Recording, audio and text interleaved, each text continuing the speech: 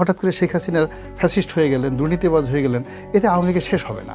বা অতীতে ধরেন বঙ্গবন্ধুর হত্যাকাণ্ডের মতো একটা নির্মম ঘটনা ঘটেছে, বা হোসেন শহীদ সোহরাওয়ার্দী চলে গেছেন, কিন্তু আওয়ামী লীগ কিন্তু শেষ হয়নি। এই যে আওয়ামী লীগ শেষ হয়নি, কারণ হলো যে আইডিওলজিটা ধারণ করে গেছে। আপনি এখন একটা রিক্সাওয়ালার কাছে যান, সে শেখ হাসিনার জন্য কাঁদবে, আপনি এটা বন্ধ করবেন কী করে? সে শেখ হাসিনা দ্বারা উপকারও পায় নাই, ক্ষতিও হয় নাই, কিন্তু তার জন্য তার মায়া লাগে। যতবারই আওয়ামী লীগ বিপদে পড়েছে, সে 1954-এ, 55-এ, 57-এ, সবসময় তো আওয়ামী লীগের টপ টুলো সবাইকে জেলে পোড়া হয়েছে আওয়ামী লীগকে ধ্বংস করার জন্য। নিষিদ্ধ আওয়ামী লীগ তো এইবার প্রথম নিষিদ্ধ হয়নি, বহুবার নিষিদ্ধ হয়েছে, কিন্তু বারবার কেন ফিরে আসছে?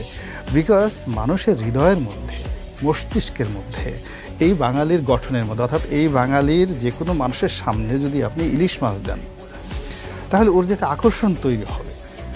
এই বাঙালির যে কোনো একটা মানুষের সামনে যখন আপনি একটা গোলাপ ফুল আনেন, ওর মধ্যে আম আনেন, জাম আনেন, কাঁঠাল আনেন, ওর মধ্যে যে ধরনের একটা প্রতিক্রিয়া হবে। রাজনীতির মতাদর্শের ক্ষেত্রে যখন আওয়ামী লীগ যে কথাগুলো বলে, ওই কথাগুলো যখন আপনি ভাষণ আকারে, কথা আকারে মানুষের সামনে বলতে থাকেন, হাজার হাজার মেহনতি মানুষ, দরিদ্র মানুষ আপনার কথা মন্ত্রমুগ্ধের মতো শুনতে থাকবে। আর এই মন্ত্রমুগ্ধর মতো শোনার জন্য কোনো এলিট মানুষের দরকার নাই। যার দুটো জবান আছে, ফজলুর রহমানের মতো বা গোলাম মোল্লা রনির মতো একজন মানুষ শুধুমাত্র এই কথাগুলো বললে সেই মানুষ তাকে নেতা হিসেবে গ্রহণ করে নিয়ে যাচ্ছে। ফলে আওয়ামী লীগ শেষ হবে না।